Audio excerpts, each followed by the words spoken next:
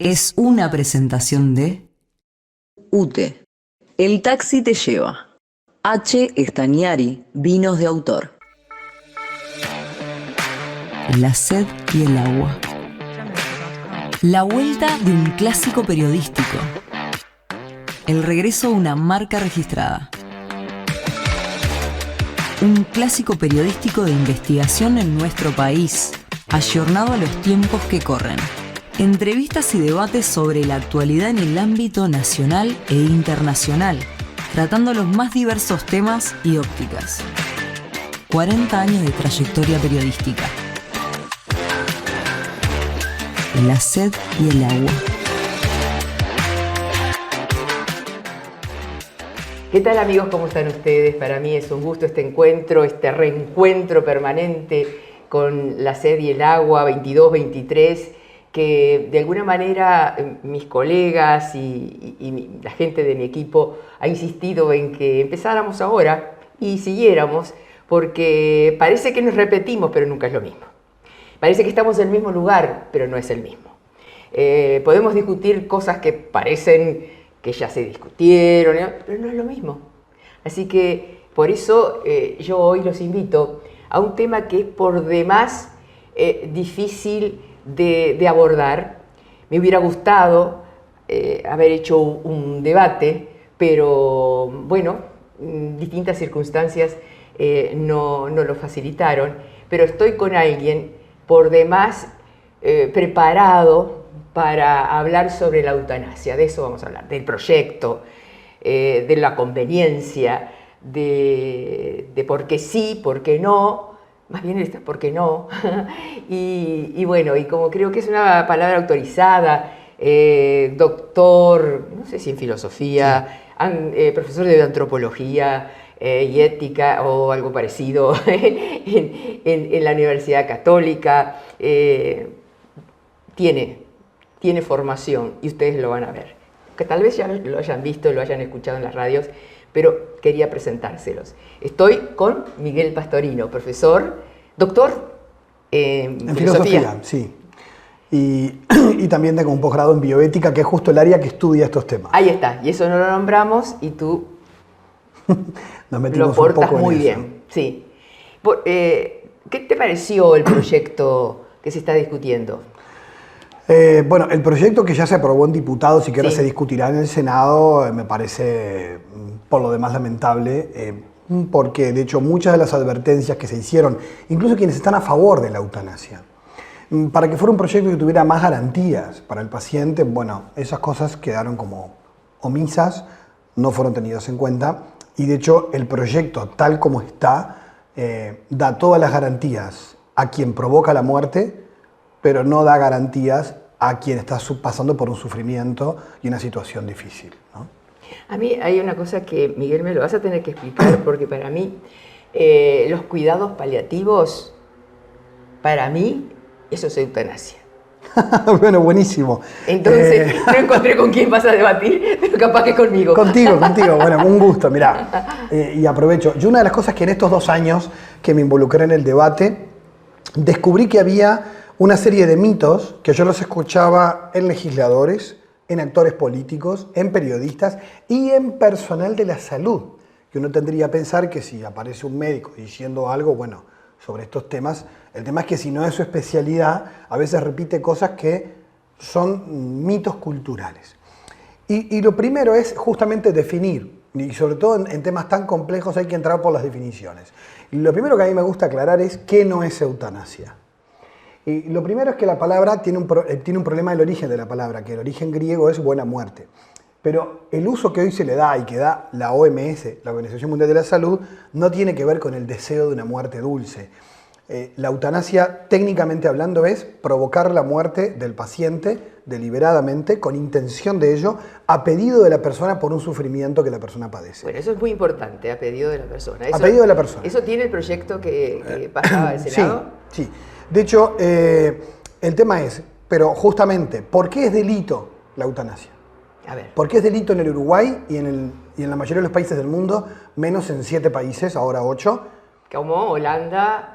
Sí, Holanda, Bélgica, Canadá, España ahora lo tiene legal. España. Lo que pasa es que en Estados Unidos hay algunos estados que lo tienen. Colombia no tiene una ley de eutanasia, pero la Suprema Corte habilitó, digamos, hay una habilitación para casos excepcionales.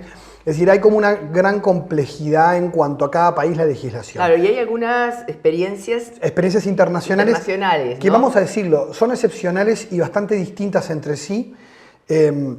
Suiza también. Sí, Suiza, pero no tiene eutanasia, tiene suicidio asistido. También hay una diferencia. Ajá. Metodológica, pero importante. Entonces, viendo eso, lo que hay que aclarar es, ¿por qué es un delito? Porque hay que aclarar, ¿por qué hoy es un delito? Porque es una forma de homicidio. Porque aunque tú me lo pidas, yo te estoy matando. O sea, eso es un hecho. O sea, ese es el hecho. Que después alguien pueda decir que podemos tener una ley que permita eso es otra historia, pero el hecho es ese y por eso es delito. Lo otro que también hoy es delito es el suicidio asistido, que es que si tú querés morir, yo no te mato, pero te doy las herramientas para hacerlo. Entonces, de alguna manera es una cooperación con el suicidio. Eutanasia y suicidio asistido tienen un final idéntico, que es provocar la muerte de un paciente, solo que la que cambia es la metodología. O lo hace el médico o la persona lo hace habiéndole administrado el fármaco.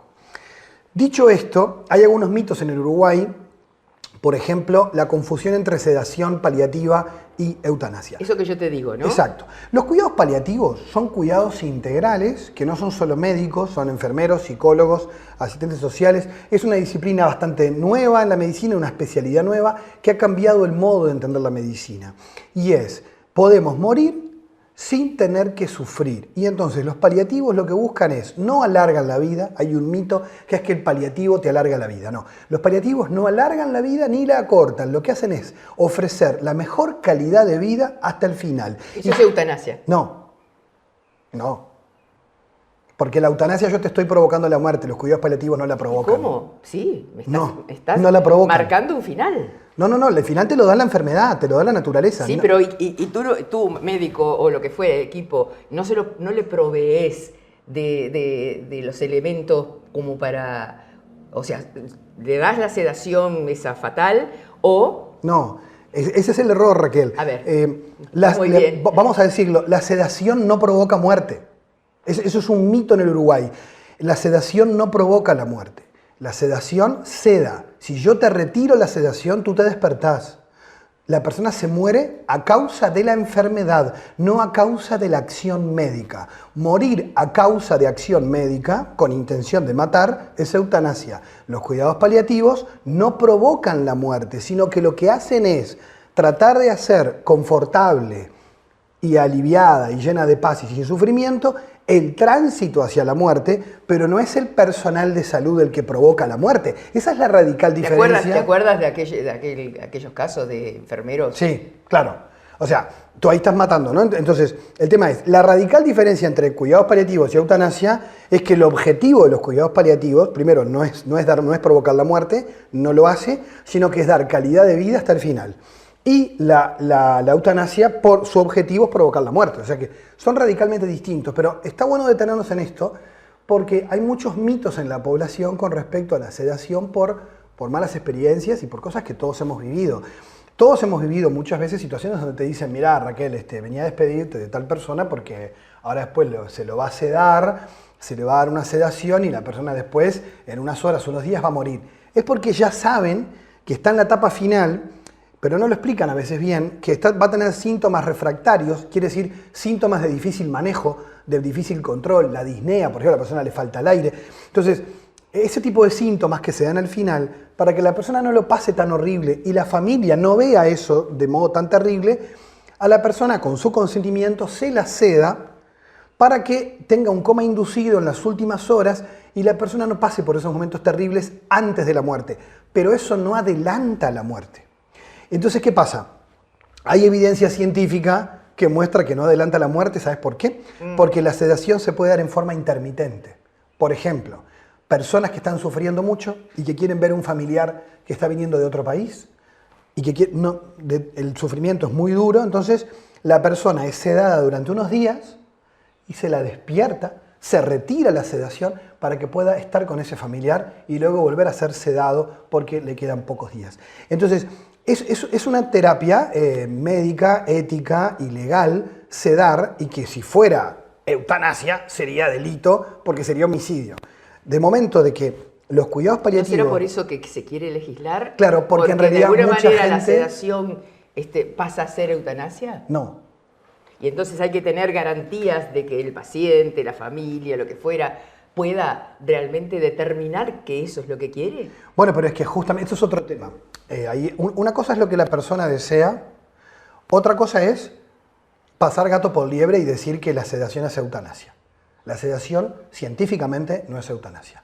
Que pueda existir un caso excepcional en que alguien, en lugar de sedación, pase otra cosa y provoque la muerte o le dé una sobredosis de algo, que de cualquier cosa que tú tengas una sobredosis te podés morir porque no es una sustancia. De hecho, hay muchos mitos con el uso de la morfina. La morfina no provoca la muerte del paciente, no es un sedante, es un calmante. Y el techo de la morfina, lo explican los paliativistas, es el dolor. Quiere decir que bien dada y bien dosificada no tiene un techo. Claro, hay que darla de modo que ellos saben hacerlo. Esto además ha evolucionado. La farmacología ha evolucionado tanto que solo los especialistas en el dolor saben manejar esto muy bien.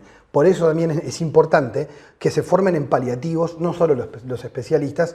Hay proyectos a nivel mundial para que esto esté en la formación de los médicos a nivel de la carrera de grado, que es el tratamiento del dolor. Te voy a hacer una pregunta. Sí. El cóctel famoso, Sí. ¿no era una forma de eutanasia? No, era una forma de sedación paliativa muy primitiva, ya no existe hace unos 15, 20 años, quedó el mito fosilizado, no tenía, digamos, las herramientas y la precisión que hay hoy. Pero de hecho, los componentes del famoso cóctel lítico era para provocar una sedación, no para provocar la muerte, pero no había el conocimiento que hay hoy. Por eso, si hubo negligencias en el pasado, hoy en manos de los expertos en paliativos no se puede hablar de que hay una especie de inyección letal disfrazada. Como se ha dicho por ahí, todos sabemos que es un secreto a voces. Eso es un mito fosilizado en la sociedad y a veces contra las creencias es muy difícil ir. Es como ir contra un dogma, porque la gente lo tiene muy instalado. Y permitime agregar otro mito que va de la mano con este. Mucha gente, me ha pasado hasta con colegas tuyos, me ha pasado que me decían, por ejemplo, en el interior me decía, bueno, pero si alguien está conectado a una máquina, ¿no? Porque tiene muerte cerebral, hay que desconectar y claro, y ahí tenés que explicar, pero eso no es eutanasia porque la persona cuando tiene muerte cerebral está clínicamente muerto. Y de hecho en Uruguay, eso no es eutanasia, pero mucha gente piensa que es eso. Y en Uruguay nosotros tenemos una ley, la 18.473, de la Ley de Voluntades Anticipadas, que se han hecho estudios de que solo el 3% de los pacientes la conocen. Sí. Y es su derecho. El derecho que vos tenés a decir hasta acá llegué. ¿Por qué no conocemos eso? No lo sé, yo creo que tiene que ver con que a veces ni el personal médico la conoce. Pasa con tantas leyes que son leyes de derechos de los pacientes y que de repente a la persona no se le comunica, así como el consentimiento informado. Sí. Mirá, te van a operar, ¿no? Sí. Pero a veces que no sea una mera formalidad. Porque una cosa es que yo te diga algo para final, otra cosa es que yo te explique cuáles son los riesgos de tu operación, ¿no? Entonces, la Ley de Voluntades Anticipadas, que la pueden buscar en internet y la leen, y es un derecho de todos nosotros como pacientes, es que yo tengo derecho a desistir y a negarme a recibir tratamientos que me prolonguen la vida. Pero eso tampoco es eutanasia, porque no me están provocando la muerte. Simplemente yo digo, hasta acá llego en cuanto que no quiero más tratamientos, no quiero depender de una máquina para vivir, no quiero vivir de un soporte artificial, y eso no se necesita una ley de eutanasia, eso ya es legal, es un derecho de los pacientes, que, por ejemplo, han habido casos de personas que tienen múltiples patologías y tienen diálisis diaria y tienen una avanzada edad y de repente no quieren tener diálisis todos los días y el nefrólogo le va a decir, mire, pero usted si no hace esto va a fallecer en 3-4 días. Bueno, pero es tu derecho. Y ahí hay que darle los cuidados paliativos que la persona requiere. ¿Tiene que firmar el paciente? ¿Eh? ¿Tiene que firmar el paciente? Bueno, en este caso, la voluntad anticipada tú puedes dejarla por escrito y queda la historia clínica, claro. Pero, ¿y si no sabes Y que vas a estar en un momento tan crítico en tu vida? En el momento también, es tu derecho. Yo no quiero esto y eso queda en la historia clínica. ¿Y de quién es la obligación? De informar del personal de salud. Ahí está. De la decisión es tuya. Obvio. La decisión es tuya. Sí. Entonces, esta ley de derechos del paciente, muchas veces en lo que yo digo, la movida pro eutanasia se ha entreverado y mucha gente cree que se está hablando de esto y esto hay que aclarárselo de que este es su derecho y que este es el derecho a poner límites a la intervención médica o de tratamientos innecesarios. Por ejemplo, a que no me reanimen. Yo dejo por escrito que si me pasara tal cosa en Sí. determinada situación, yo no quiero que me Pero reenvíen. eso lo haces con una escribana. No entonces- necesitas escribano, lo puedo hacer en un papel y con un testigo y eso queda ahí, el médico mismo, eso queda en la historia clínica. De hecho está hecho para que no tengas ninguna complicación burocrática. Así como, qué sé yo, la cremación. Bueno, exacto, sí. Pero hoy ya no tenés que firmar nada. No, es una decisión. Es una decisión, ya. Claro, es una decisión que tú... Que tú se la manifestaste a tus Sí, parientes exacto. y ya está. Ahora, acá tiene que quedar por escrito, aunque sea en un papel, pero tiene que quedar por escrito. Y de hecho existe un formulario que uno lo pide en la mutualista, un formulario de voluntades anticipadas. Que tú lo pedís, Sí. el formulario de voluntades anticipadas. En esto hay especialistas, yo no soy especialista en esta cuestión, pero sí de conocimiento y de cultura general he tratado de ir entendiendo de que esta ley, si se conociera mucho más, muchas supuestas demandas de esta discusión en realidad están resueltas con esta ley. ¿Por qué? Pregunto. ¿Por qué crees que se puso sobre la mesa, sobre la discusión de este proyecto que ya pasó a Senado, se discutió mucho en la Comisión de Salud y se discutió y bueno, y se expresaron todas las partes, ¿no? ¿Por qué crees que hoy está sobre la mesa? Bueno, en realidad no sé bien si hay una única razón, hay muchas. Yo creo... La presentó el doctor Ope Pasquet. Ope Pasquet, sí, la presentó a comienzos del 2020, en marzo de 2020. El redactor con Pasquet es el doctor Tulio Tartaglia, ¿no? No lo sé. ¿No lo sabés? Concretamente no lo sé. El proyecto de OPE ya no fue el que se votó, ese proyecto quedó atrás. Luego apareció un segundo proyecto del Frente Amplio, mucho más amplio que el de Ope Pasquet. ¿Peor, decís tú? Sí, porque abre la eutanasia. El de OPE era más restrictivo. El ¿Y de OPE... qué quiere decir que sea más amplio? Ahora te lo comento Ajá. porque justamente el proyecto final que se terminó votando es una síntesis entre el de Ope Pasquet y el del Frente Amplio. Como producto pero- de una negociación Exacto, multipartidaria. Sí, exacto. Pero el proyecto definitivo tiene más de lo que tenía el proyecto del Frente Amplio que el que tenía Ope Pasquet. El proyecto que se votó y que de algún modo está inspirado en el del Frente Amplio en cuanto al objetivo es que el artículo 2 del proyecto establece que los que pueden solicitar eutanasia no son solo, como se dice, pacientes en estado de terminalidad. Lo que dice es que toda persona que psíquicamente apta y mayor de edad, que tenga una patología irreversible, incurable, ¿sí? Y le agregaron dentro de la votación, porque no estaba en el proyecto original, en la discusión parlamentaria se le agregó terminalidad porque se exigió eso. Después se puso una O que lo que hace es o sea que le pusiste terminalidad, porque había que ponerlo, pero ahora le pones o condiciones de salud que afecten la calidad de vida y le provoquen sufrimiento. ¿Qué es una O sea condición? que el señor o la señora no tiene, el paciente no tiene por qué estar internado, puede pedir la terminación de su vida. Exacto.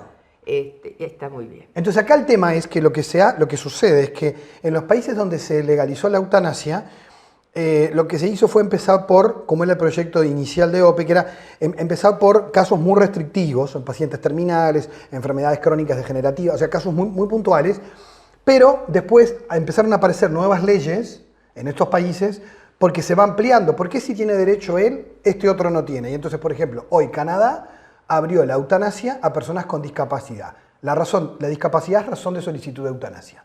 En los Países Bajos, por ejemplo, las personas por vejez, el argumento es por estar cansado de vivir, y de hecho había un proyecto que todavía no se aprobó en Holanda que si tú tienes 75 años, tú podrías tener derecho a pedir solo por razón de edad. Entonces, el suicidio asistido. Entonces, esto quiere decir que lo que se va generando es una cultura de legitimación del suicidio, donde invertimos la carga de la prevención y donde la empatía ya no es aliviar el sufrimiento de la persona, aunque quiera morir, sino que estar de su lado es provocarle la muerte. Este para mí es un cambio más filosófico que está detrás de los proyectos. Opa, en un país donde los suicidios están rankeando mal, donde los homicidios también, donde los femicidios y los accidentes de tránsito y todo eso que nosotros sabemos que es parte de una, aunque sea involuntario, o sea, aunque sea instintivo, es parte de la terminación de tu vida o la vida de otros, estamos a su vez, según el criterio de lo que tú estás diciendo, homologando o decretando, legalizando, para hablar de términos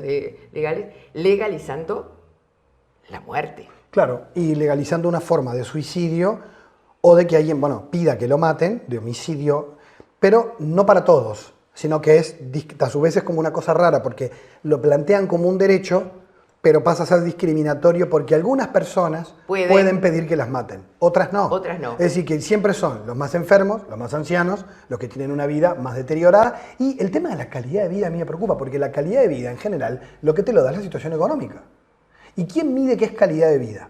Y entonces el problema se genera cuando, por ejemplo, pasó en Portugal que los comunistas se opusieron a la eutanasia porque dijeron, claro, los que no tienen cuidados paliativos, los que viven con una situación de discapacidad, no tienen quien lo sostenga, quien lo ayude, quien lo bañe, o sea, las situaciones de gente en situación de calle, o sea, esas personas van a decir, yo tengo un sufrimiento insoportable, yo tengo una vida de porquería, yo tengo derecho a que acaben con mi vida. Entonces ellos decían, en el fondo, también haciendo una legitimación de que yo acepto la injusticia social sin cuestionarla, diciendo, tenés razón, vamos a terminar con esto. Lo ideal sería, entonces, dentro de tu exposición, es aumentar los cuidados sociales a las personas que están con ciertas dificultades de sobrevida, pero ya de hambre, ya de vivienda, bueno, ya es que para mí hay que ir a las causas, y te digo una que es la más grave, las causas. Por un tema de justicia, porque todo el mundo que habla de la eutanasia a veces se pone el casco y dice, esto es un tema de libertad, es un tema de decisión personal. No, de derechos. De derechos, sí. Y acá el tema es, pero sobre todo el derecho porque es mi decisión. Claro, ¿no? El derecho porque es mi decisión. Porque es mi decisión. Parte de la filosofía claro, de aumentar y trabajar hacia aumentar los derechos individuales. El tema es que, y aquí hay otra cuestión que podemos discutir, que es la concepción de derechos humanos, que es otro problema filosófico, que hay más de una mirada sobre cómo concebimos lo que es un derecho, y eso está en tensión hoy.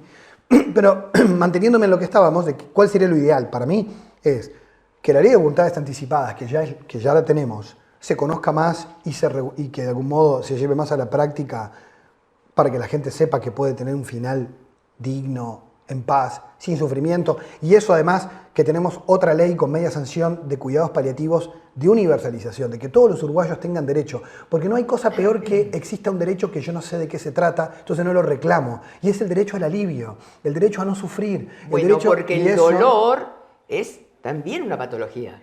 Por supuesto, bueno, entonces ¿qué pasa? Ahí hay una cuestión, y es que una cosa es el dolor físico. Sí. Pero después está todo el tema existencial. El dolor existencial. Hay una cuestión que está estudiada en Europa, hay varias tesis doctorales.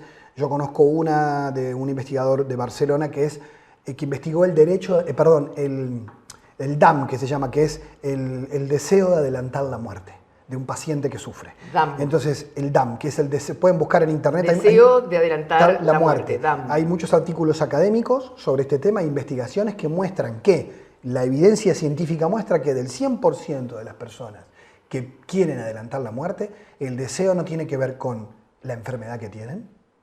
No importa si es EPOC, si es un ELA, si es un paciente oncológico avanzado, no importa lo que tenga, lo que hace la diferencia de la decisión es el entorno emocional, el ambiente familiar y el equipo asistencial que le atiende. Es decir, casi siempre no, el 100% de los casos lo que hace la diferencia no es la patología, sino el entorno.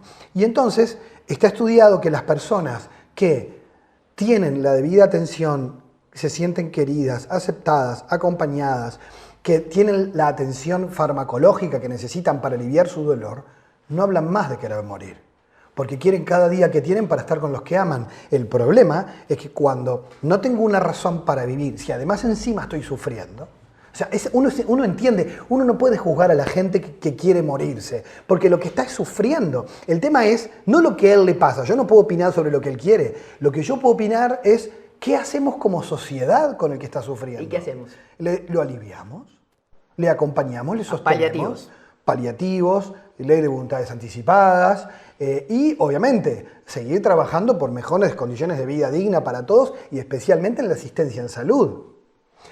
El tema, creo yo, que también sucede en esto es que también se dice es una decisión de la persona y si vos mirás, las decisiones de este tipo tienen una carga emocional impresionante y en el proyecto no hay psiquiatra que te evalúe el deseo de morir, o sea que una depresión pasa olímpica porque psíquicamente apto es que vos no estés incapaz, pero una persona con depresión está capaz de tomar una decisión. Lógico. Entonces, si no hay un psiquiatra no hay psicólogo, no hay paliativista en el proyecto. ¿No está en el proyecto? No, lo único que hay en el proyecto son médicos generales Tampoco sirve. que te van a evaluar. Eso es lo que está en el proyecto hoy. No, deberían ser médicos Entonces, especializados. aunque yo me opongo de fondo a la cuestión de la eutanasia porque entiendo que es un cambio radical en materia de derechos humanos, para mí de inversión, de pérdida de derechos, pero eso es otra discusión, si yo estuviera a favor, diría, este proyecto le faltan todo tipo de garantías para una persona que le pasa esto. Porque acá el que lleva todas las garantías es el que practica la eutanasia,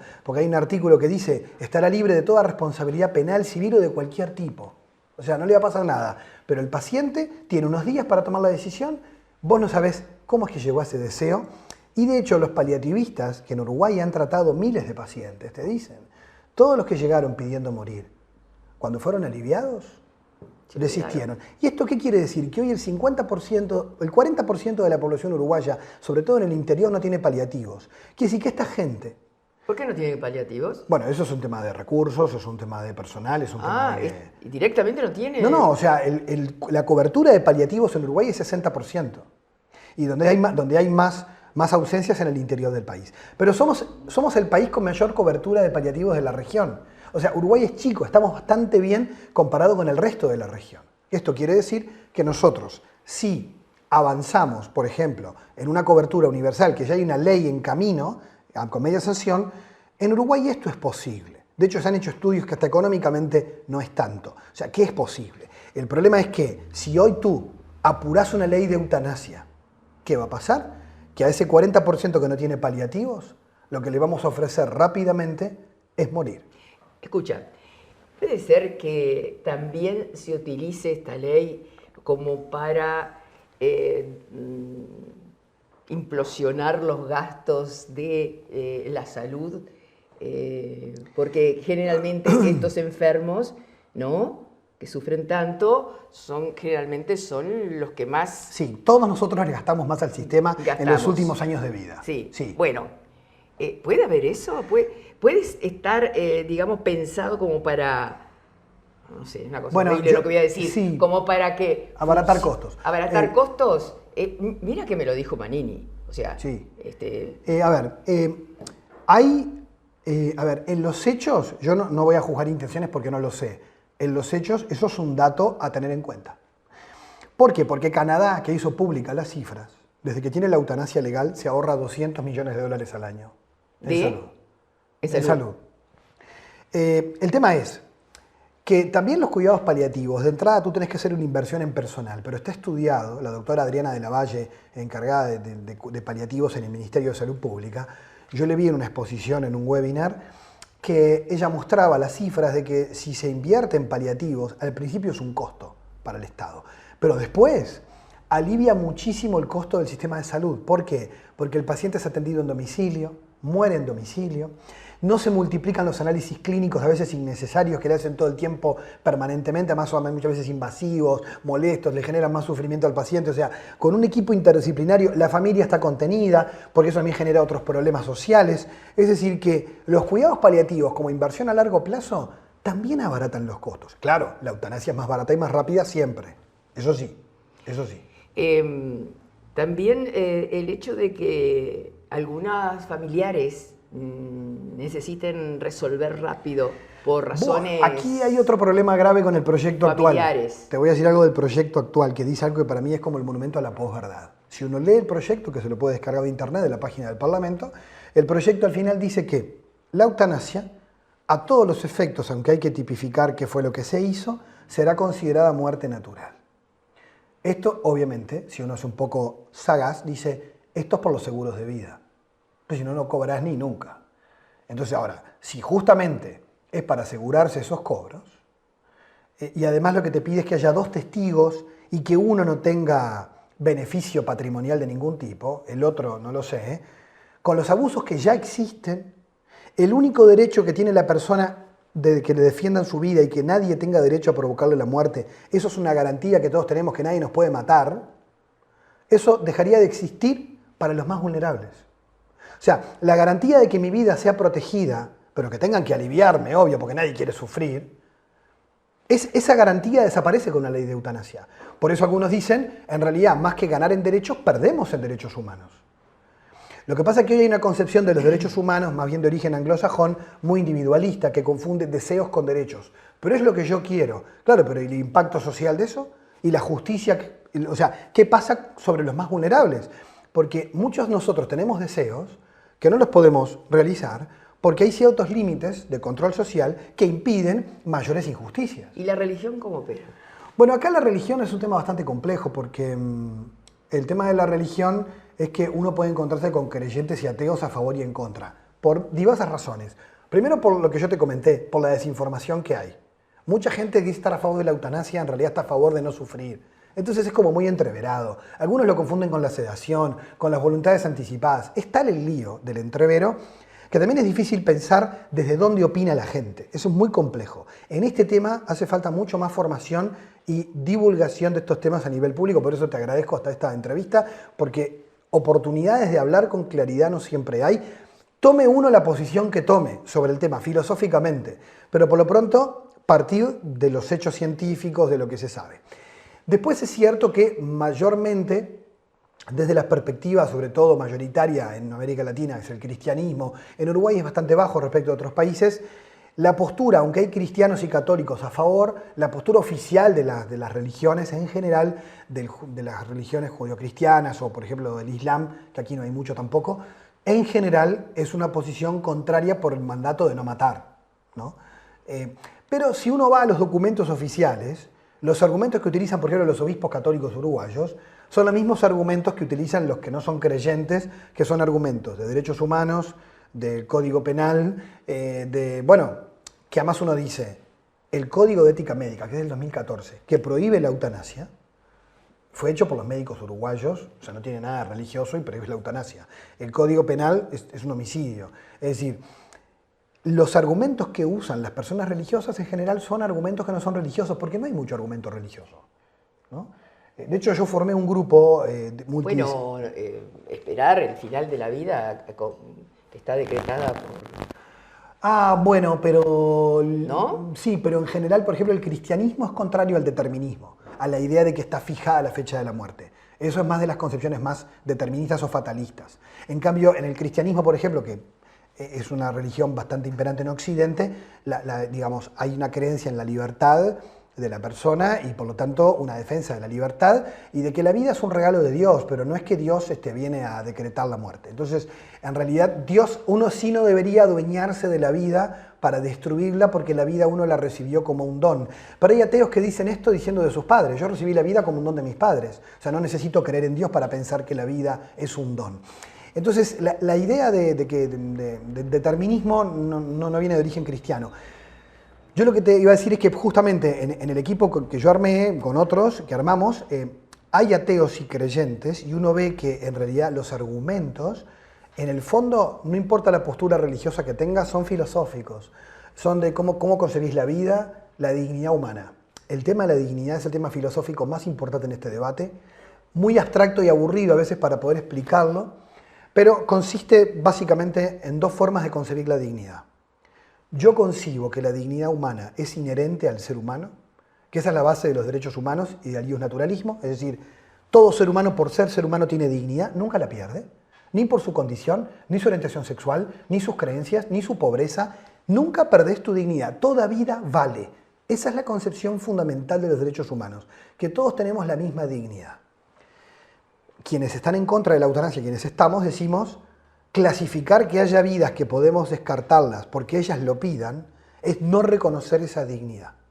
Es tratarlas como vidas de menor valor, vidas no productivas. No, pero son ellos que lo piden, sí, pero que alguien te pida que tú lo destruyas, está diciendo qué piensas tú de él, no solo qué piensa él de sí mismo. Porque alguien puede pedirme que yo le pegue. ¿Esa es la culpa? ¿Eh? ¿Eso tiene que ver con la culpa? ¿De qué? No entiendo. De destruir la vida del otro sin que te lo pida. Bueno, de que el otro... No, eso tiene que ver con la defensa de la libertad. Yo entiendo que el argumento de quienes están a favor es que entienden, y hay una línea filosófica, que entiende que la dignidad, el respeto a tu dignidad es el respeto a tu libertad. Que ese es el argumento que ha manejado el diputado Pep Pasquet, muy coherente con su filosofía que él sigue, que es que muy liberal, de decir, si la persona decide esto, yo tengo que pararme ante esa decisión y... Ahora, el tema es consentir esa decisión. Y ahí es donde yo discrepo y digo, bueno, que alguien quiera algo, por ejemplo, hacerse daño o acabar con su vida, no me da a mí el deber de hacerlo. Y si yo fabrico el derecho a la eutanasia, estoy creando el deber de matar. Porque eso es así. O sea, porque si es una prestación de salud, que el proyecto nuevo lo que hace es obligar a las prestadoras de salud, porque si tú lo convertís en un derecho, que no lo es, porque hoy no es un derecho, si tú lo convertís en un derecho jurídicamente hablando, tú tenés que crear a la vez el deber, porque si yo tengo derecho a la vivienda, hay un deber de darme una vivienda, ¿no? Si yo tengo derecho a la salud, me tienen que dar la salud. Ahora, si yo tengo derecho a que me maten, crea el deber de otro de matar. O sea, es sumamente radical el cambio en materia de derechos humanos y en materia jurídica. O sea, la gente muchas veces lo vive como una cosa muy individual. Bueno, pero si yo quiero... Bueno, la gente tiene libertad para acabar con su vida, si quiere. Pero que el Estado tenga el poder de administrar la muerte de personas vulnerables que deciden, yo me quiero morir, esto para mí es lo más grave del problema. No es parar el suicidio. No es parar el suicidio. No es darle estructura... Bueno...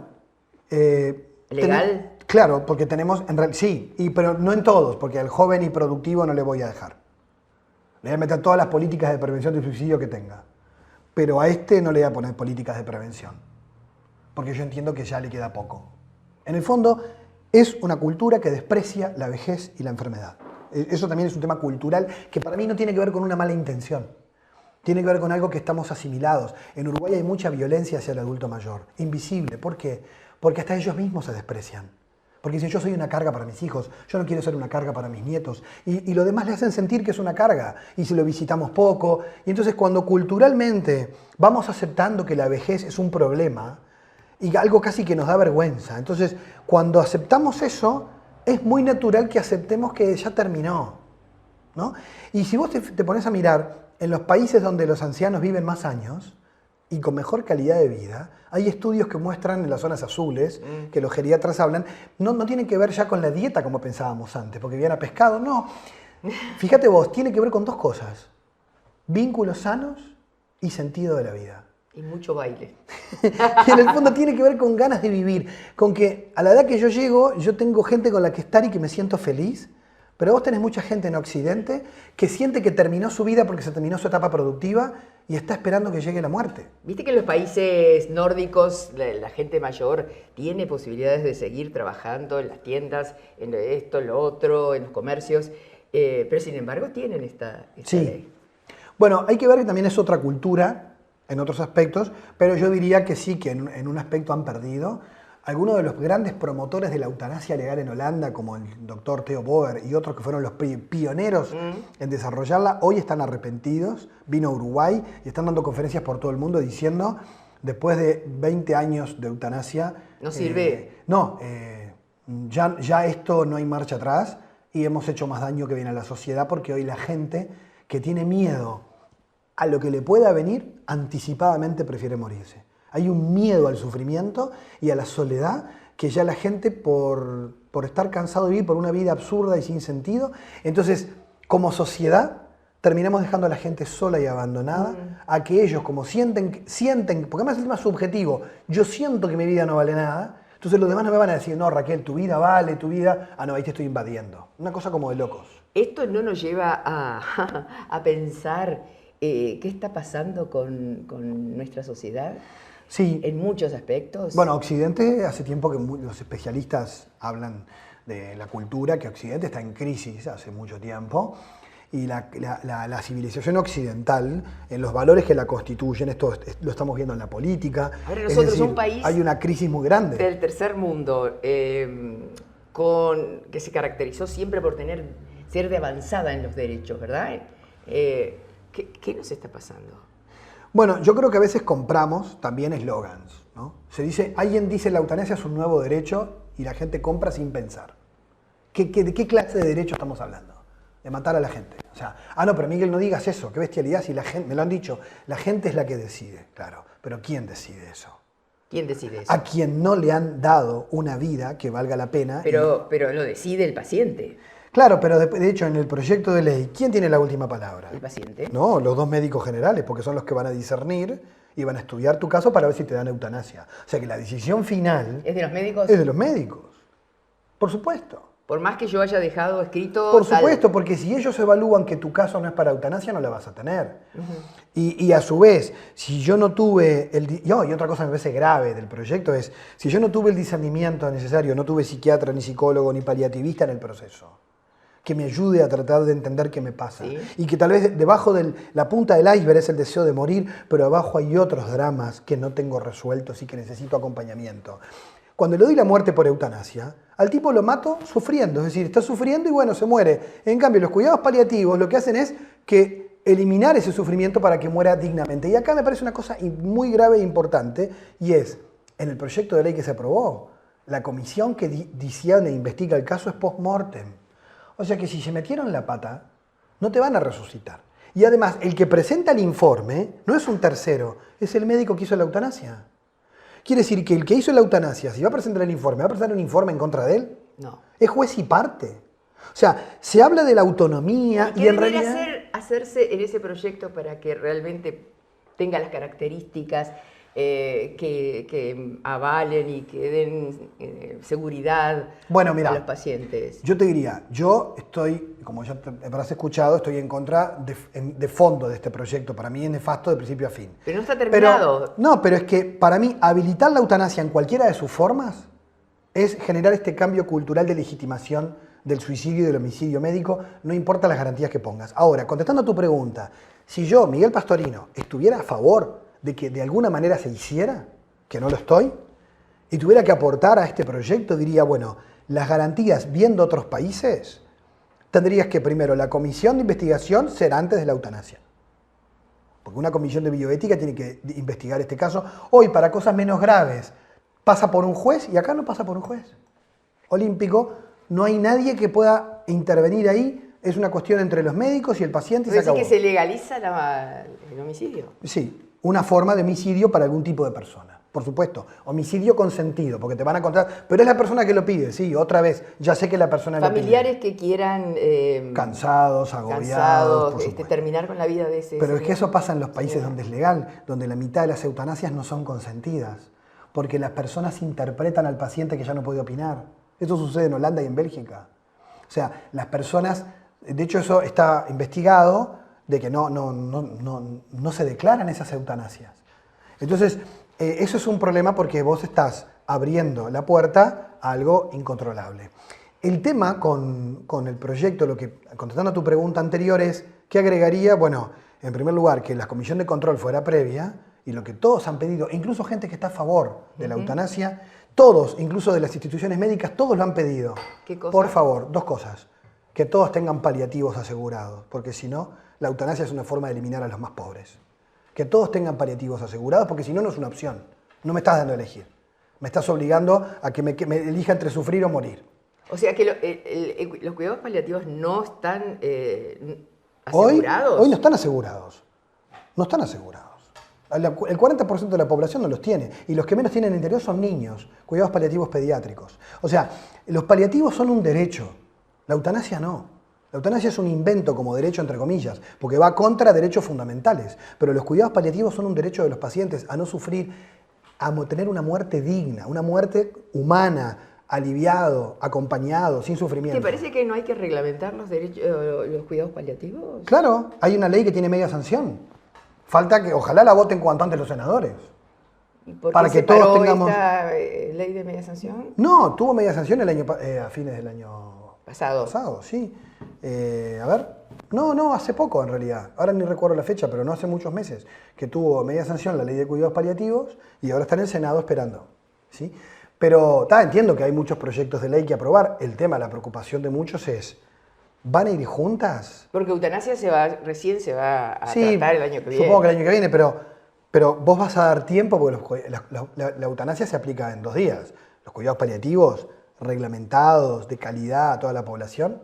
Y algunos dicen, bueno, y mientras tanto la gente sufre. Bueno, pero ¿Quién presentó el proyecto de cuidados paliativos? Ahora no recuerdo de los legisladores, pero sé que estuvieron detrás en la redacción expertos médicos paliativistas, sí, que estuvieron. La Sociedad Uruguaya de Cuidados Paliativos trabajó mucho con ese proyecto, sí. Bueno, yo sigo pensando que los cuidados paliativos es una forma de eutanasia. No, porque en realidad ¿Cómo Bueno, empezamos? salvo que dijeras que eutanasia lo usas en el sentido antiguo de los griegos, de que es la buena muerte. Sí. Y la buena muerte es que no te maten, es que te alivien. Es que te alivien hasta el final. Y esos son los cuidados paliativos. Alivio, cuidado y amor hasta el final. No provocarle la muerte al paciente. O sea, ¿para ti no sería necesario la ley de eutanasia? No, es más, yo creo que más que no solo no es necesaria, sería contraproducente para una sociedad como la nuestra. O sea, imagínate que se aprueba cuidados paliativos y viene aprobado, supongamos, la de eutanasia. Sí. ¿No se refuerza una cosa con la otra? No, porque de hecho en realidad se está visto que en países donde están las dos cosas, aunque en los hechos pueden coexistir, lo que termina pasando es que los pacientes no tienen un proceso debido de paliativos y piden la eutanasia antes. O sea, la eutanasia termina con... O sea, no desaparecen los paliativos. La eutanasia empieza a corroer. Y lo que pasa es que se vuelve una opción. Cuando tú vuelves algo una opción naturalizada, la ley tiene una función pedagógica en el derecho. Cuando tú creas una ley y decís que algo es legal, quiere decir que está bien. Entonces tú generás una opción que hoy un paciente no tiene, que es la opción de ir por la puerta del suicidio asistido, ir por la puerta de que le provoquen la muerte. Hasta la familia va a haber esa opción. En los países donde es legal, ya hay denuncias de gente que se siente presionada, porque obviamente el entorno cultural le dice, entre los costos que estás generando, lo cansado que estamos todos de cuidarte, lo que es tu decisión, ¿no? Es tu decisión, pero le estamos haciendo eso al más frágil. Yo creo que lo que hoy se presenta como una opción puede terminar siendo una obligación moral, porque además he escuchado a gente joven decir, a mí si me toca, yo no quiero ser egoísta, yo no quiero que me estén cuidando. ¿Qué le estás diciendo hoy al que estamos cuidando? ¿Que es egoísta? Es muy peligroso el cambio cultural que genera. Yo lo vengo estudiando en otros países y claro, se naturaliza, por supuesto. La gente te dice, yo estoy a favor. O vas a Holanda, o a Bélgica, o a Nueva Zelanda, te dicen, yo estoy a favor. Claro, pero se naturalizó. Ahora, ¿esa es la sociedad que nosotros queremos? Una sociedad individualista donde cada uno se arregle con sus temas y si uno no da para más, que lo mate. O sea... Te han llamado para hablar de esto del Parlamento, ¿no? Sí. Bueno, en realidad la Comisión de Salud. Sí. No convenciste a nadie. No, y no solo yo, no solo yo. Por lo que he visto en el proyecto, cosas que dijeron la FEMI, el Colegio Médico, la Asamblea Nacional, la Academia Nacional de Medicina, muchas cosas que se dijeron como advertencias que tenían que estar, como estas que yo ya te comenté hoy en el programa, no están. Brindemos. ¿Por qué brindemos? Bueno, yo creo que se hable de este tema genera más conciencia y eso es importante. Sí. Porque yo en esto, como no soy un activista político, yo me dedico a la filosofía, a mí lo que me interesa es que la gente piense, sepa más, cuestione, sea crítica y construyamos una sociedad mejor. Con unas leyes u otras, nunca habrá leyes perfectas, pero me parece que lo importante es que podamos entre todos pensar con un poquito más de claridad, menos polarizados y con un poquito más de profundidad. Ha sido un gusto estar contigo. Igualmente, gracias. Nos vemos, amigos. Fue una presentación de UTE. El taxi te lleva. H. Estañari, vinos de autor. La sed y el agua.